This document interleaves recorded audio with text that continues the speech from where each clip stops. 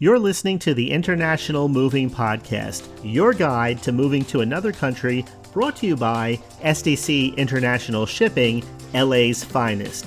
An international move is exciting. It's a time to start over, establish a new business maybe, reestablish family ties, or retire where your budget will do more for you. Please enjoy today's episode, and if you have any questions about your international move, give us a call at 888-779-3962. That's 888-779-3962. All right, welcome back, everyone. This is Jim for SDC International Shipping. As always, great to be here, and thank you for joining me for today's podcast episode. Today, we're going to talk about a topic that, at least on the surface, is a little bit dry, but it's going to benefit you tremendously once you understand it. I'm talking about something called the transfer of residency, or the TOR, the acronym for short. We're going to talk about it as it applies to anyone planning to move to the UK, to the United Kingdom. And as I was getting ready to record today's episode, I was thinking, is there a way we can pick a title to make this sound a little bit more exciting? Unfortunately, I couldn't come up with anything, but that's why I wanted to say right on the outset of today's episode that understanding this will save you quite a bit of money, and not understanding it will cause quite a few problems. I'm more or less new to this topic myself. I just started learning about it from one of SDC's in-house experts, my friend Timothy. I'll talk a little bit more about him towards the end so that if you want to move to the UK and relocate, he's a great person to talk to because he can explain everything very simply, very plainly, lay it out for you, answer your questions. He is an authority in this area and helps people move to and from the UK each and every month. So let me just jump right into this, because what is the transfer of residency? Well, when we start talking about things like customs paperwork, again, it's not the most exciting topic.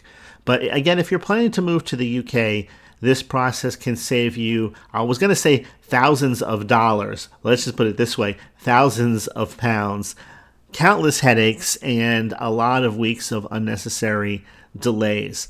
Now, moving internationally, I'm sure if you've ever really thought about it before, there's a lot involved. You have to deal with things like visas, finding a place to live, figuring out how you're going to navigate the packing and the transporting of your life, everything being put into boxes and containers.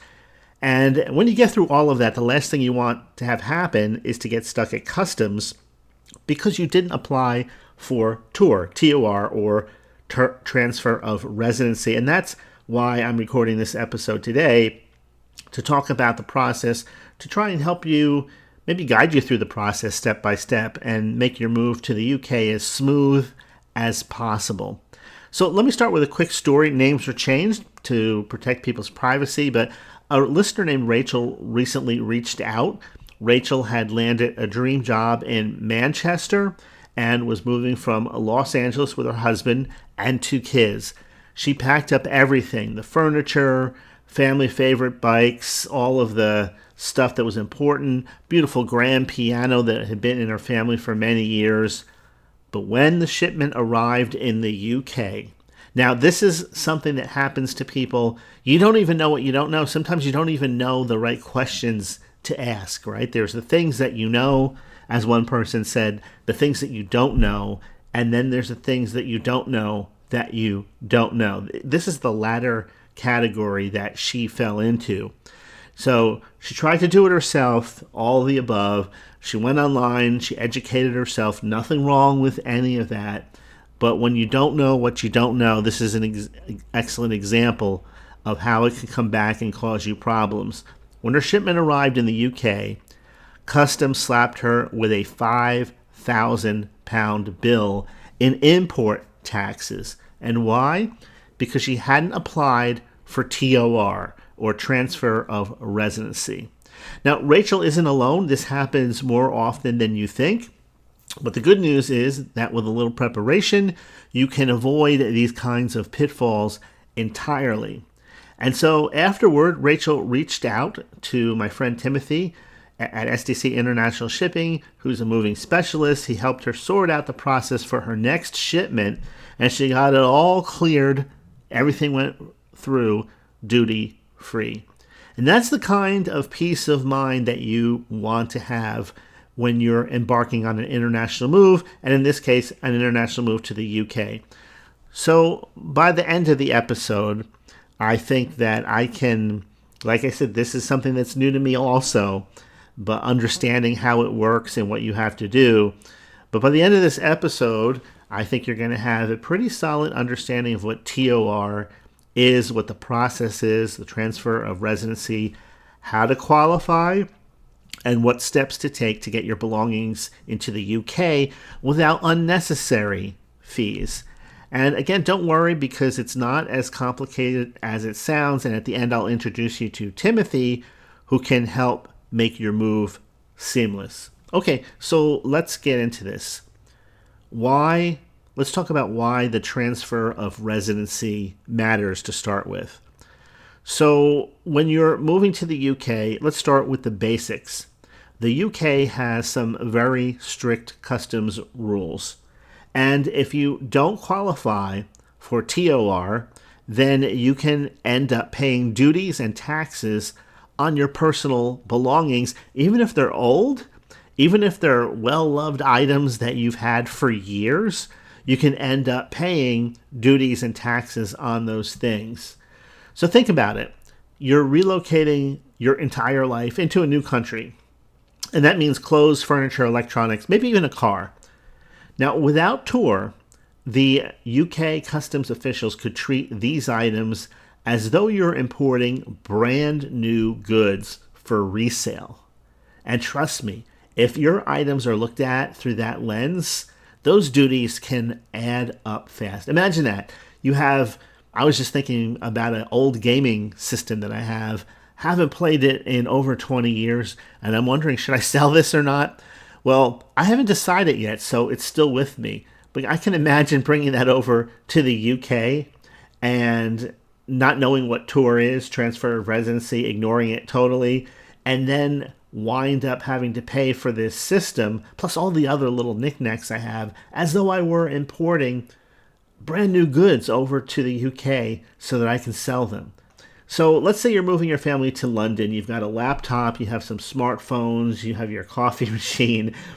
Customs might assess all those items at the full retail value and then apply a 20% VAT tax. And so that can end up just, hundreds of pounds just for a few items. And that's not even considering the bigger things that you have with you, like furniture or vehicles. And so here's where the beauty of the TOR, or the transfer of residency process, comes in. It's designed to help people like you and I move our belongings to the UK without facing these massive fees. So if you're qualified, you can bring, if you qualify, you can bring your personal items duty-free and tax-free. And it's essentially the UK's way of saying, like, welcome home. We won't charge you for bringing your stuff. Welcome to your new home. Now, the catch is that TOR is not automatic. You need to apply for it. And the process requires a bit of preparation. Without it, you can end up like one of the stories of a listener I heard. A gentleman, we'll call him Tom. He moved to Bristol last year. He thought his belongings would just sail through customs, only to be hit with a £3,000 bill for his household items because he hadn't realized that his goods wouldn't qualify without the proper paperwork. Fortunately, he figured it out for his next shipment, but the first bill, it stung. So the moral of the story is simply that TOR, transfer of residency, matters because it can save you money, it can save you time and stress. And in neither of these cases, Rachel's story or Tom's story, neither of these individuals saw this coming. So just imagine where you are today, just being hit with a surprise expense for $3,000, $2,000 out of nowhere, and it makes no logical sense at all. It's one thing, at least to you, it's one thing if you're investing that kind of money or spending that kind of money and you're getting something back for it. But when you're just bringing old items, old clothes and maybe some kitchenware and stuff that is no longer state of the art, but it's good, and there's no reason to get rid of it and get new stuff. Or maybe it's better than the new stuff, and then you get hit with that bill. It's like buying it all over again twice. So yes, this will save you money, it will save you time, it will save you stress, and in a way it's like a ticket to starting your new life in the UK without the added burden of all those customs fees. So that's why it's important. Let's talk a little bit about how it works, the process itself. So the nuts and bolts of transfer of residency. We're talking about the UK. If enough people like this information, we can also talk about Germany, France, other places, because it's a little different depending on where you're going. But if you want to take notes, that's fine too, but you can jot a few things down because I'm going to explain the basics of it. To qualify for tour, you need to prove that you're genuinely transferring your residence to the UK. That means you've been living outside of the UK for at least 12 months and you plan to move your normal home to the UK. Okay? That sounds very simple. And it is if you prepare correctly. So here's what you'll need to apply. One, you need the Tour 01 application form. That's TOR01. You need the Tour 01 application form. This is the starting point, and you can find the form online at the UK's government website. Fill it out as completely as possible. You'll need to include details about your move, about your personal items, and your residency history.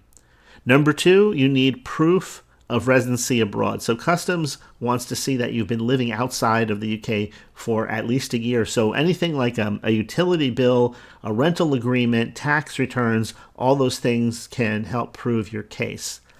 Number three, you need a detailed packing list.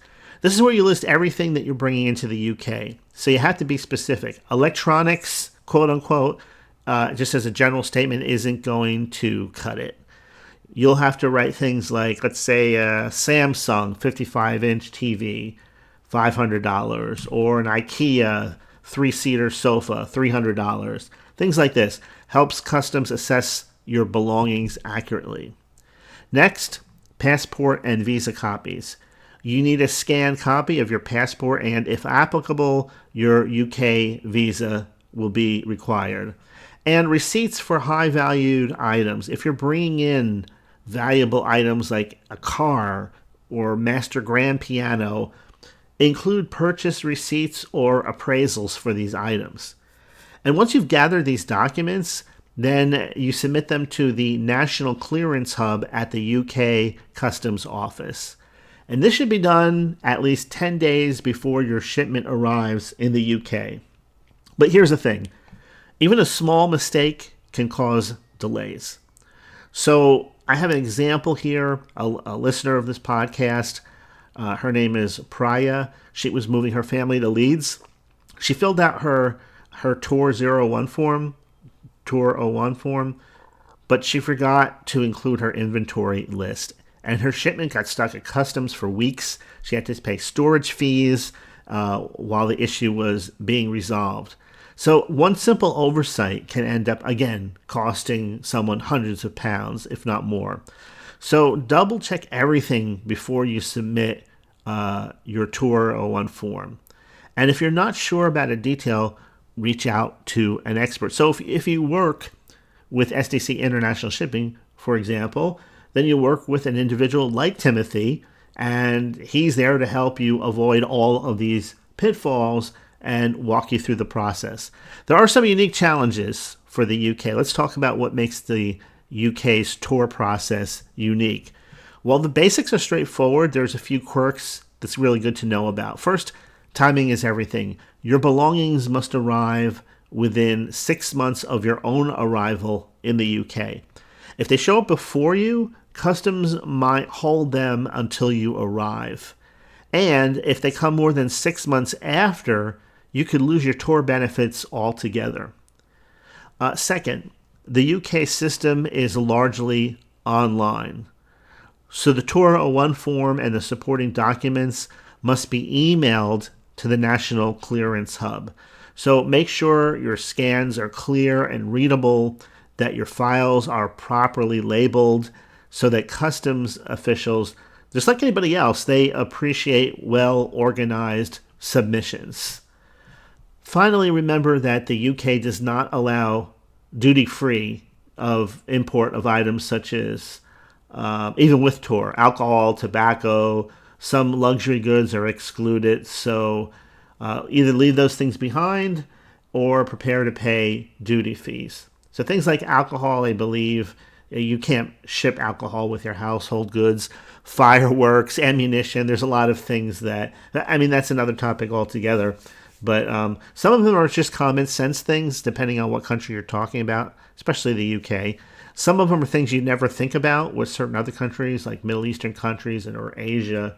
So, but again, when you're working with experts, you don't have to figure any of that stuff out all by yourself. You'll have experts working with you that specialize in understanding the customs rules and regulations for the country you're going to. Today we're talking about the UK, so we're focusing on the UK.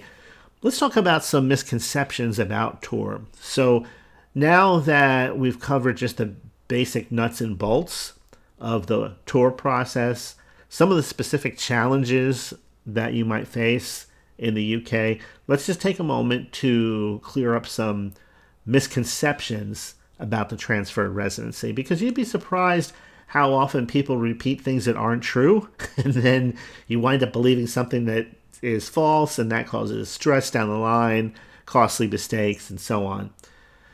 The first misconception is that tour is only for large shipments.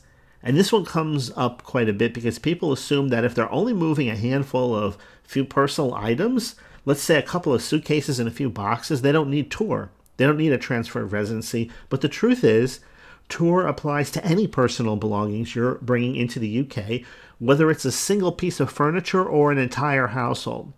So even smaller shipments can rack up duties if you don't have tour in place. I remember hearing the story recently.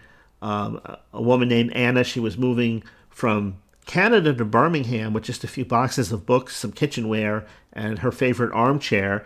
And she was going to buy everything else when she arrived, as she got settled. And she figured that the tour wouldn't be necessary because her shipment was so small. Customs, of course, thought otherwise. And she ended up paying £500 in duties. And, had she applied for tour, she wouldn't have paid a penny. So tour, the first misconception that, is worth understanding to clear up is that tour isn't just for large shipments only. It's for shipments of any size.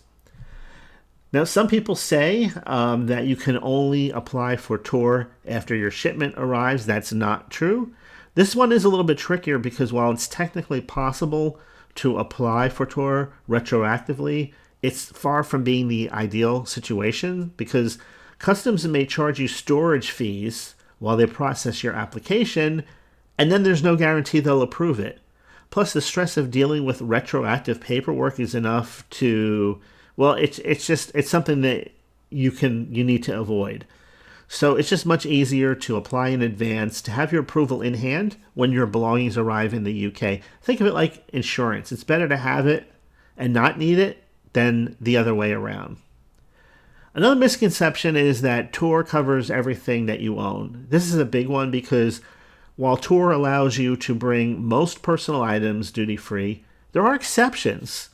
I know there are ways that people import alcohol, tobacco, and luxury goods, but there are things that aren't covered that fall under those categories. So if you're planning, let's say, to bring a rare bottle of whiskey or high-end designer handbag, then the chances are high that you're going to pay duties on those things. The same goes for brand new items that are still in their original packing. Those items are likely to attract attention at customs.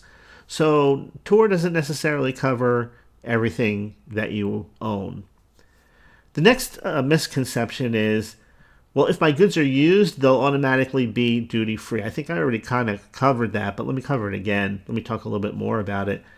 So customs still needs proof that your goods are for personal use and that you've own them. They've been owned by you for at least 6 months. And that's why receipts or a clear inventory list are so important, because without documentation, customs might assume that your items are for resale and charge you accordingly.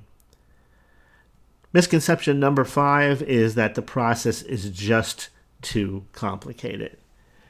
When you hear about it, right now you're listening to an audio podcast. We don't actually have examples of paperwork laid out in front of you, but people hear about this and they think, well, this is just too overwhelming. The paperwork's overwhelming. You're trying to juggle the logistics of an international move plus this on top of it. But here's the truth. The tour process isn't as nearly as complicated as it seems, especially with the right preparation and a little bit of help, especially if you're working with us here at SDC International Shipping. You'll have experts like Timothy helping you through the entire process, and so it's entirely manageable. It's not something that is going to overwhelm you. I remember hearing the story about somebody a woman that was moving to London, and she was complaining about having problems filling out the Tour 01 form, and she was putting it off for weeks, and she thought it was going to take her hours upon hours to complete. And then when she finally sat down to do the form, it only took her 20 minutes. So the moral of the story is, don't let the fear of paperwork stop you from saving money and simplifying your move.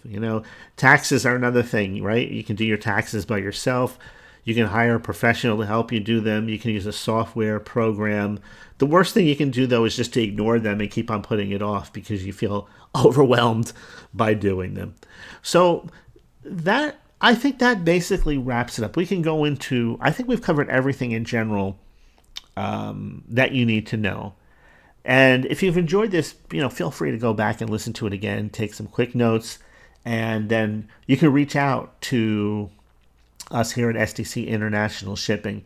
But I think that'll do it for today's episode. I hope you feel more confident about navigating the tour process as it relates to your move to the UK. Remember, preparation is the key. Start early, gather your documents, double check everything. And as I was saying earlier, if you're feeling overwhelmed, you're not alone. It's a normal feeling. My friend Timothy at SDC International Shipping, he's a moving specialist. He can guide you seamlessly through this entire process. And you can reach him directly at 866-936-0900, extension 105. One more time, that is 866-936-0900, extension 105. That's my friend Timothy at SDC International Shipping. He's one of the best in the business, and he'll do everything in his power to make sure your move is smooth and as stress-free as possible. So that'll do it for today. Thank you for joining me for today's episode. I hope you enjoyed it. Share it with a friend if you can, and I will see you in the next episode. Have a great rest of your week, and I'll talk to you soon. We hope you enjoyed today's episode. Thanks for listening. Whether you're relocating within the country or moving to the other side of the world, we're here to help from start to finish. Connect with us today at 888-779-3962. That's 888-779-3962.